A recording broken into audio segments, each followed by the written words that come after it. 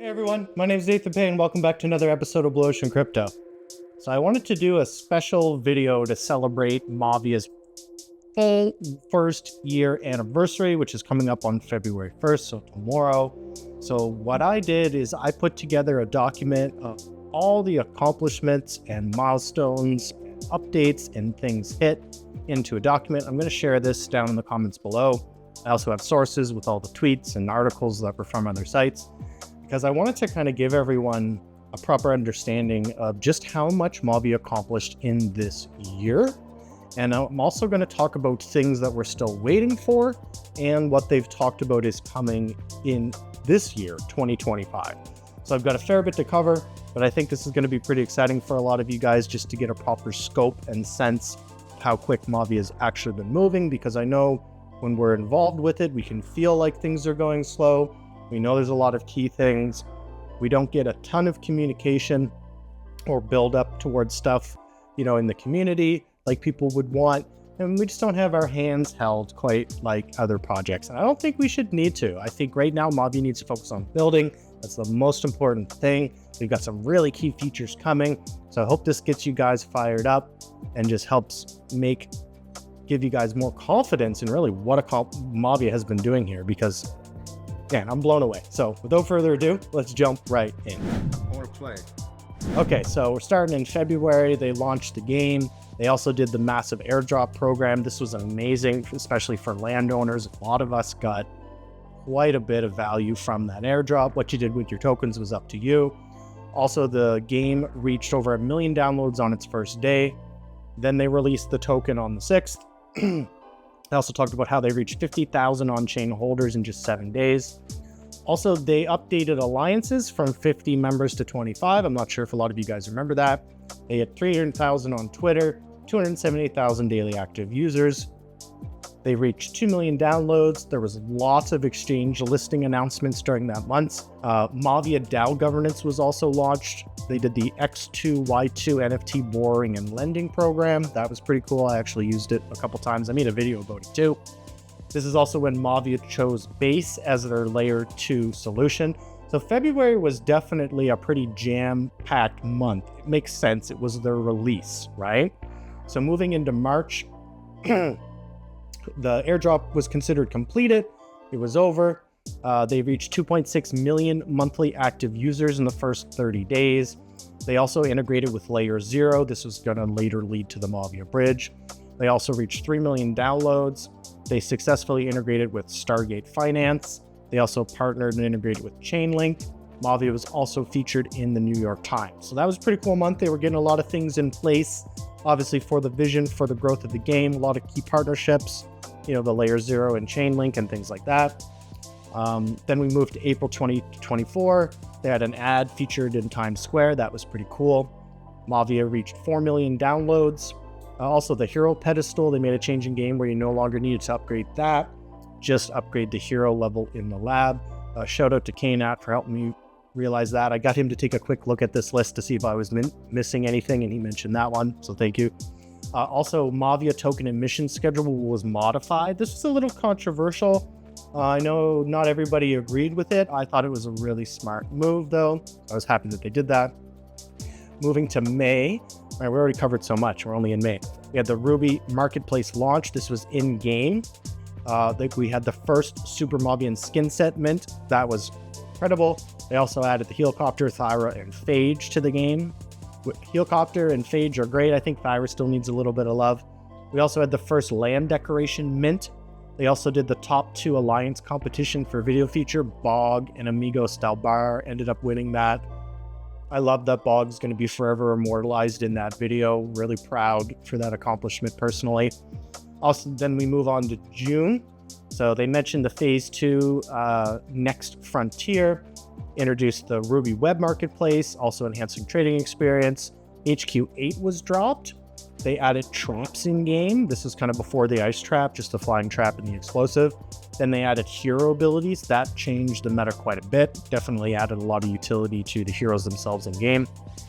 Moving on to July, we had the Mavia Bridge, right? But this wasn't just for tokens, it was also for land assets. That was thanks to the Layer 0 partnership and integration that was in prior months. They also launched Ruby Battles. This was a massive success for the first while.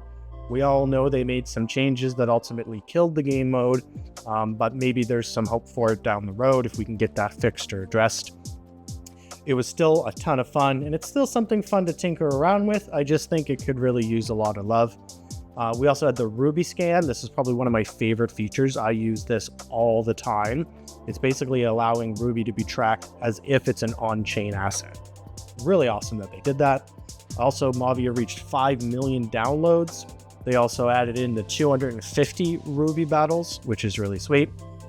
We know in August, it was a little bit of a slower month then. They had the MIP Proposal 103 pass. That was to burn old players' Ruby and convert it into Sapphire. They also introduced Sterling. And there was a lot of listing and partnership announcements during this month too, right? We had big esports teams coming in, partners being announced, Kick, all these other things were happening around this time.